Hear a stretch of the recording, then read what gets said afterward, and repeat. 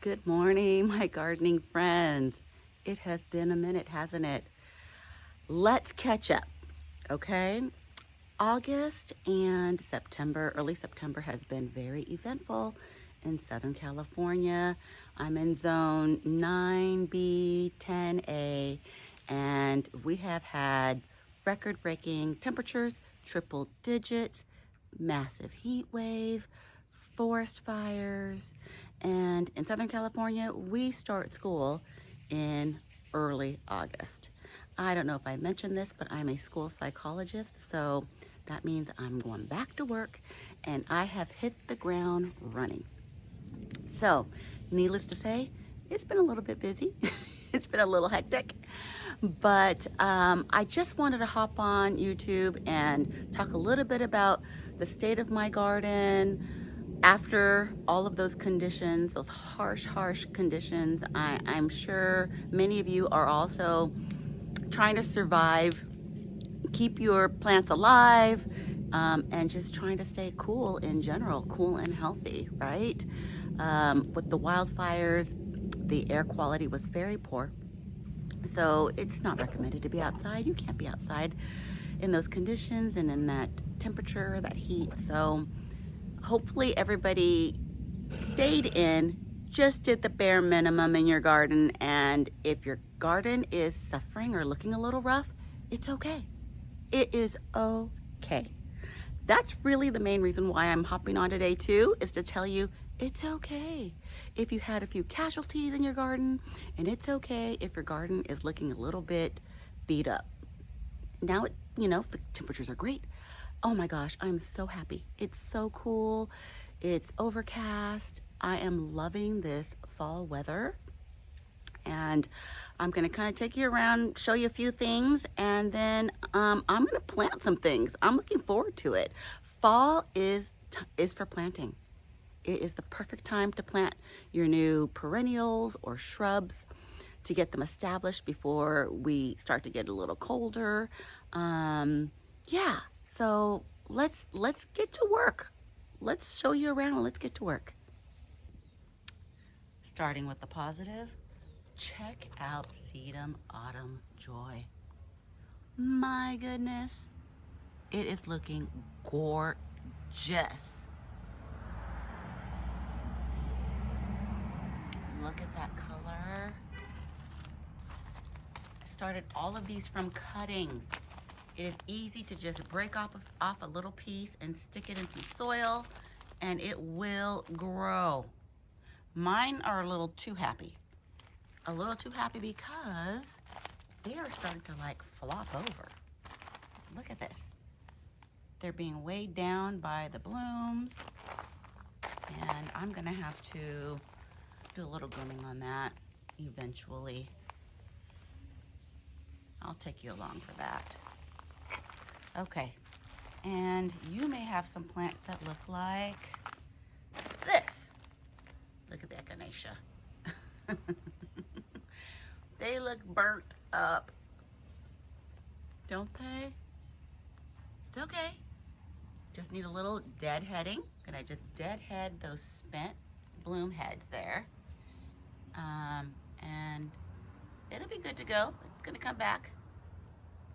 I don't think I'll get any more blooms this season, but it'll be ready to rock and roll next season.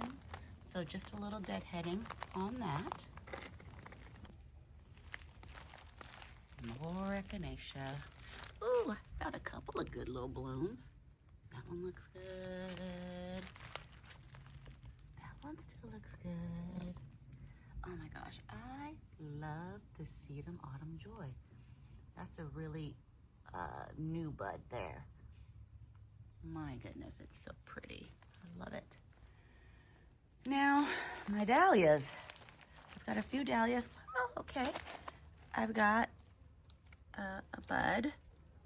There's some buds here. So dahlias just take their sweet time here. I usually get them in the fall, not so much in the summer. So I'm waiting on that one. Oh, Cornell. Cornell looks good though. Look at that. pretty color. And check that one out. Looks good. I'm waiting for Ivanetti. Ivanetti is over here. And I think I saw some buds. So it's coming. Okay. Yarrow. Yarrow needs some deadheading. That's about it. Ooh, look at my icy blue podocarpus. It has grown. My goodness. I planted this in 2021. And it looks so good. I love this tree so much. Okay. Another plus. Another positive. We're looking for all the positives. Look at the Gara. My Gara and my neighbor's Gara are just abundant. Look at that. It looks so good. Oh, I love it. Look at that. That's a good plant. That is a really, really good plant. There's a little close-up of the Gara. Look at that. They're so pretty.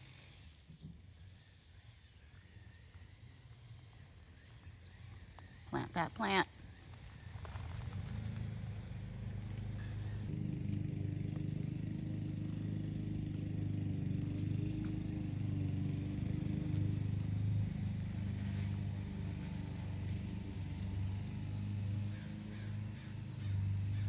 Shoot, look at that salvia. Salvia hasn't skipped a beat. As a matter of fact, it is just thriving. Mystic Spires salvia is huge. Huge. And full of pollinators as usual. Per usual.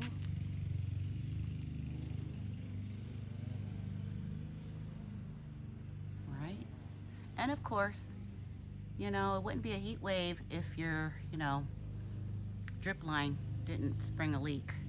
So one of my main drip lines, the water supply line, the main line, had a huge leak over here in this corner, which affected the pressure of how well the drip was working, which meant it wasn't working well at all. And some things suffered, like my hydrangeas. Okay, first of all, Desdemona rose. Just cut it back and deadheaded and did one last feeding to see if I can get one more flush of blooms.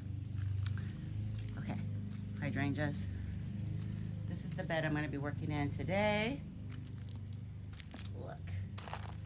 So, the lack of water plus the heat wave equals lots of scorching. Lots of scorching. This is Limelight Prime here. And there's the original Limelight there. That one didn't do as bad. That is in the sun for much longer in the day. But I feel like Limelight is stronger than my Prime, Limelight Prime. And look at, only a little bit of scorching. Just a couple of those blooms have some scorch on it.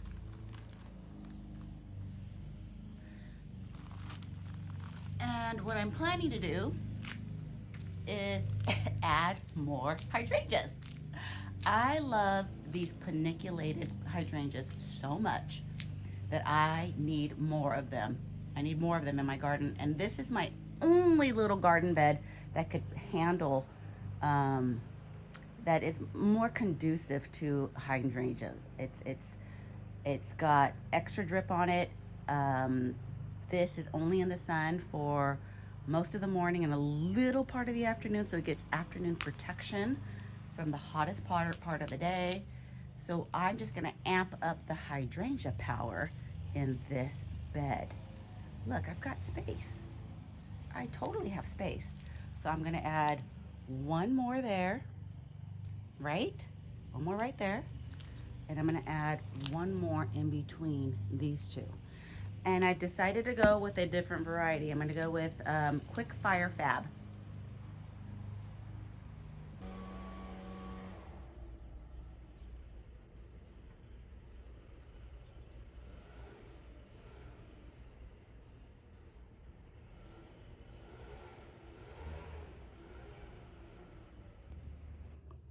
Okay, I'm getting some help in the garden.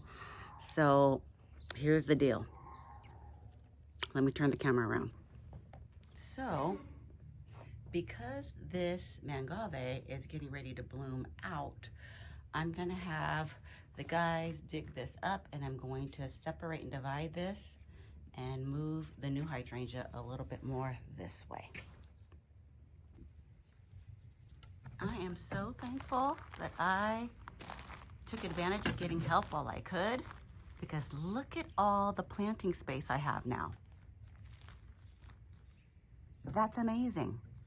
I'm actually doing this project the right way instead of the lazy girl way, which was just sticking it wherever there was a hole. I needed to do that. That needed to be dug up and divided so badly. So that muscle came in really handy. I've got all these cuttings to play with, and now I can plant my hydrangea where it actually needs to go, giving it plenty of space to grow. So let's get this bed done.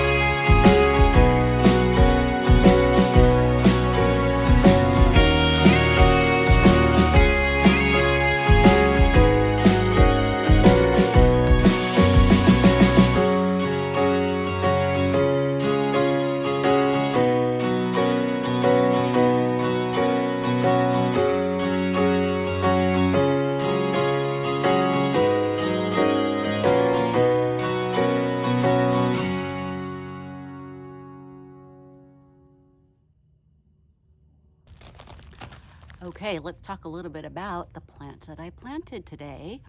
You just saw me plant Quick Fire Fab. This is a gorgeous flowering shrub. It was on my wish list. It was on sale, so I splurged. I got 2 of them and I put them in. I am so looking forward to this color. Few quick stats. It is zones 3 to 8. I'm a zone 9 to 10. Yep, I am pushing the limits on my zone, but that's what I did with Limelight and it paid off. So we're gonna try it again. It also blooms a little bit earlier than Limelight does. So yay, that's gonna just extend my bloom time, right? Start in the spring, late spring to through fall. And the color, more intense color. That's what I'm looking forward to. More intense color when it starts to cool down in the fall. Limelight, sometimes I get like a little bit of a blush of a pink, but it's not intense. So I'm looking forward to seeing this gorgeous color. Let's take a closer look.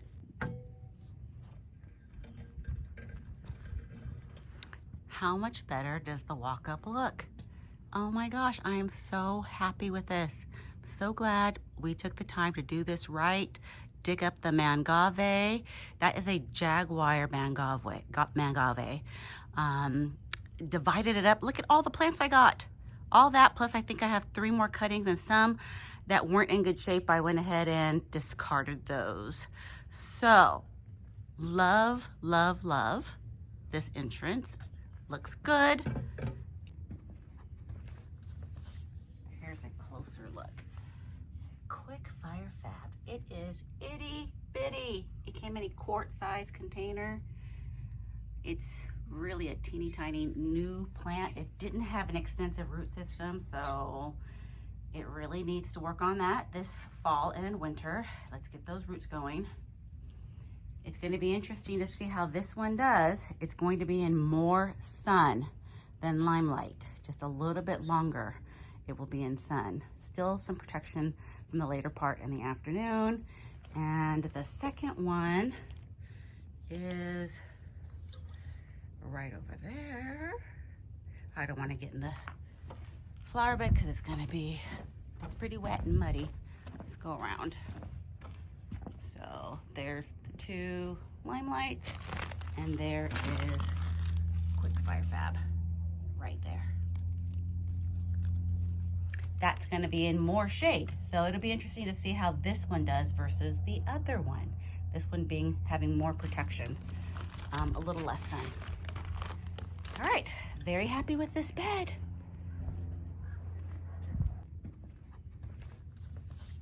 Here's a closer look. Quick Fire Fab. It is itty bitty. It came in a quart-sized container. It's really a teeny tiny new plant. It didn't have an extensive root system, so it really needs to work on that this fall and winter. Let's get those roots going. It's going to be interesting to see how this one does. It's going to be in more sun than Limelight, just a little bit longer. It will be in sun. Still some protection from the later part in the afternoon.